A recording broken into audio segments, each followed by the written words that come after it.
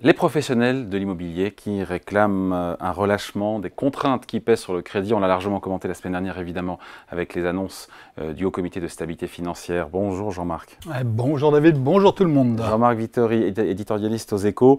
Ces professionnels de l'immobilier n'ont pas été entendus par les pouvoirs publics puisque les autorités ont procédé à ce qu'on appelle des ajustements techniques, donc mineurs. Oui, hein, on change la maturité maximale des crédits immobiliers, on la passe de 25 à 27 ans. Il y avait un indicateur qui était considéré sur 3 mois, qu'on étend sur 9 mois. Donc on touche un petit peu au crédit relais, enfin on le sort du calcul du taux d'effort. C'est effectivement uniquement des ajustements techniques. Les pouvoirs publics comme ça disent on fait quelque chose face à des demandes de professionnels qui sont vraiment inquiets et pour qui la vie est très dure en ce moment. Mais en fait, on ne peut pas faire plus, ça ne serait pas raisonnable. C'est vrai. Donc ils ont raison, les pouvoirs publics, de faire la sourde oreille aux demandes des professionnels de l'immobilier, parce que qui disent en gros, pour faire simple, que les règles du crédit sont trop contraignantes en France. C'est une réalité ou pas ça? Alors, quand on regarde d'un peu près, c'est effectivement, les professionnels disent ça tout le temps. Je rappelle, taux d'effort, c'est 35% du revenu. Quand vous empruntez un logement, le banquier ne peut pas accepter votre demande si ça représente plus de 35%, si la mensualité représente plus de 35% des revenus. Alors déjà, on pourrait se dire peut-être que c'est un indicateur qui est un peu insuffisant. Moi, je pense qu'il faudrait faire aussi, les banquiers devraient aussi faire des stress tests énergétiques. Si le prix de l'énergie double, est-ce que le budget du ménage y tient toujours? C'est-à-dire, est-ce qu'il aura toujours assez d'argent pour rembourser sa mensualité? Si vous regardez ce qui s'est passé depuis 1 an ou 2, si vous vous projetez dans un futur où on aura moins d'énergie pour une raison ou pour une autre, c'est des questions qu'il faut se poser. Ça, c'est totalement hors champ. Donc on a ce taux d'effort, et quand on regarde, on a même beaucoup d'autres pays où on a des taux d'effort.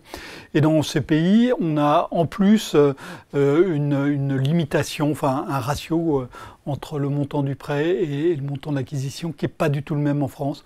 Donc en France, contrairement... Qui est plus favorable où?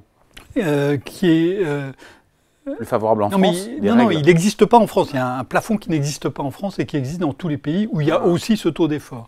Et donc, en fait, le système français, alors il n'est pas extraordinairement souple, mais il est loin d'être le plus rigide, contrairement à ce qu'on entend souvent.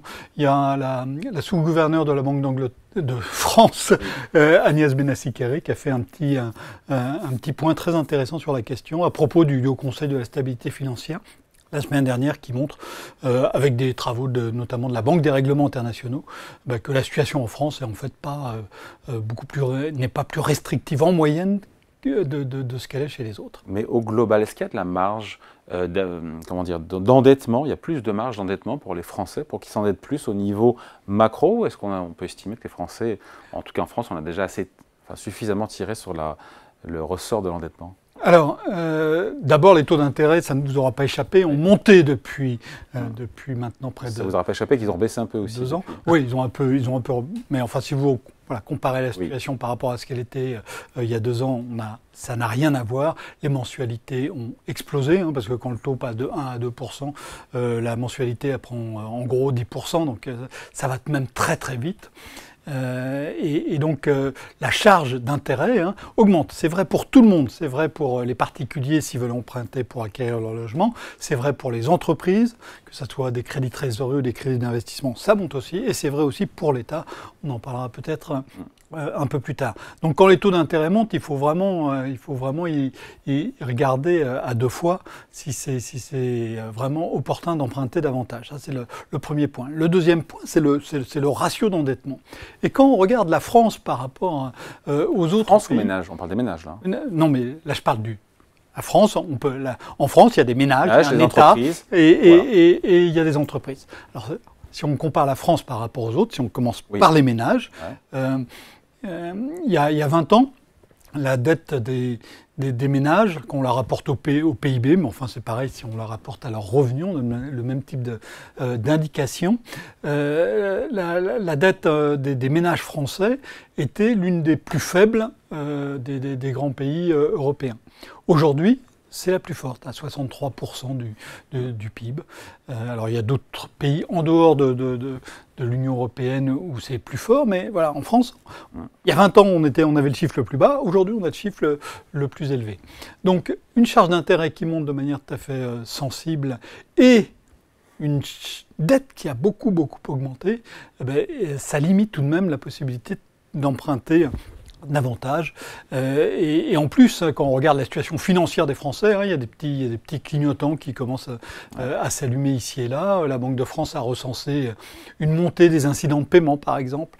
Donc ça veut dire que la tension financière des ménages ou des plus vulnérables est en train de se tendre. Il y a peut-être d'autres Français qui peuvent encore acquérir, pour qui ça peut être opportun d'emprunter.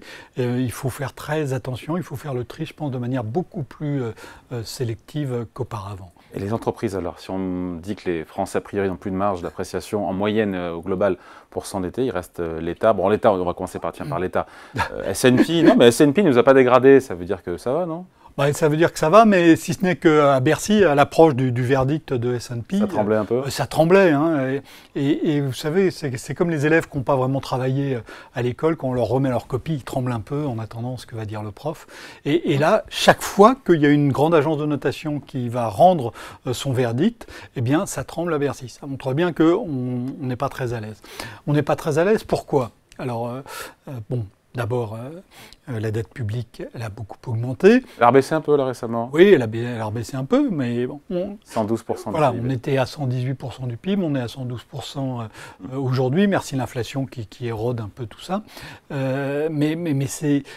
Là encore, si vous faites de la comparaison internationale, il y a 10 ans, dans la zone euro, il y avait 7 pays qui avaient une dette publique rapportée au PIB, qui était supérieure à celle de la France. Aujourd'hui, il ne reste que l'Italie et la Grèce. Il n'y en a que 2. Ça veut dire quoi ? Ça veut dire qu'on a moins fait attention que les autres. Donc si on regarde le poids de la dette, il a plus progressé en France qu'ailleurs. Et puis ensuite, comme pour les ménages, il faut regarder ce que ça coûte. Et ce que ça coûte, ça a explosé. Cette année, dans le projet de loi de finances, ils ont révisé la charge de la dette. La charge de la dette, ça fait boule de neige, là. Oui, on est même, je crois, à 56 milliards cette année. C'est pratiquement le double de ce qu'on était il y a 3 ans. Ouais. Et les résultats, on va emprunter 300 milliards. Ça bondit. Et l'an prochain, on va emprunter un peu moins de 300 milliards, prévoient pour l'instant les experts de Bercy. On est à 285 milliards, mais ça va être au prix fort.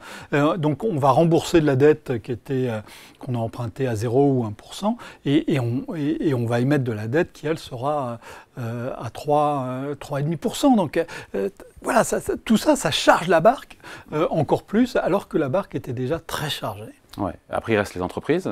Jean-Marc, voilà. Les entreprises, elles ont de la marge d'endettement ou pas ? Entreprises françaises. Oui, les entreprises françaises, elles ont de la marge d'endettement, mais on fait exactement le même constat. C'est même frappant. Que pour les ménages et que pour l'État. C'est-à-dire qu'il y a 20 ans, les entreprises françaises étaient relativement peu endettées.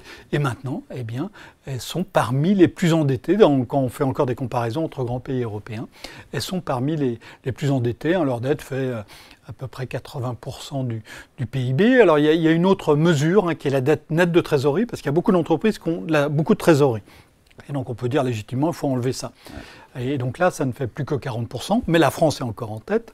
Et puis 40%, ça n'empêche pas qu'il y a des entreprises qui ont beaucoup de trésorerie et qui ne sont pas endettées. Ce qui veut dire qu'en face, il y a des entreprises qui sont endettées et qui n'ont pas de trésorerie. Et donc, compter net de trésorerie, ça limite la portée. Ouais. Et dans les entreprises, là aussi, comme pour les ménages, il y a des indicateurs de tension. Si vous regardez la dernière enquête BPI France Rexecode sur la trésorerie des PME, vous voyez là aussi des indicateurs de tension qui commencent à s'allumer. Donc l'emprunt, il faut même faire très très attention quand on est déjà très endetté et que la charge s'accroît de manière extrêmement brutale avec la hausse des taux d'intérêt. Donc à la question qui a les moyens de s'endetter plus en France, vous écoutez ni les ménages, ni les entreprises, ni l'État. Alors, quelques ménages, certains ménages, mais surtout pas tous, certaines entreprises, mais surtout pas toutes. Et l'État le fera si jamais il n'y a pas d'autre solution, mais ça supposera de retrouver une banque centrale qui soit accommodante, ce qu'elle n'est pas pour l'instant, pour les raisons que vous savez. Donc la conclusion et la morale de l'histoire, c'est quoi ? Eh bien, c'est que la France a tiré sur ses possibilités d'endettement plus que les autres. Il faudrait se demander pourquoi. Moi, j'ai tendance à croire que c'est parce qu'en France, on a beaucoup de mal à régler les choses par la négociation, par la discussion. On en a encore eu un très bel exemple hier à l'Assemblée nationale. Et donc, on règle tout de même beaucoup de problèmes en donnant de l'argent. Avant, pendant des années, la France avait plus d'inflation que les autres. C'est parce qu'elle n'arrivait pas à résoudre ces confrontations. Et puis, depuis que l'inflation avait disparu, hein, il y a près de 40 ans, les problèmes se sont réglés autrement en faisant de la dette. Et donc, il y a un moment, quand on a fait trop de dettes, on ne peut plus en faire davantage. Et il faut trouver d'autres moyens de financer. Ou bien ce serait la ceinture. Et alors? Ah oui, ou ce serait la ceinture. Voilà. Oui, il n'y a pas le choix. Ouais. Si on ne veut plus vous prêter d'argent, qu'est-ce que vous faites? Soit vous trouvez un moyen d'en gagner davantage. À l'échelle macro, ça s'appelle la croissance.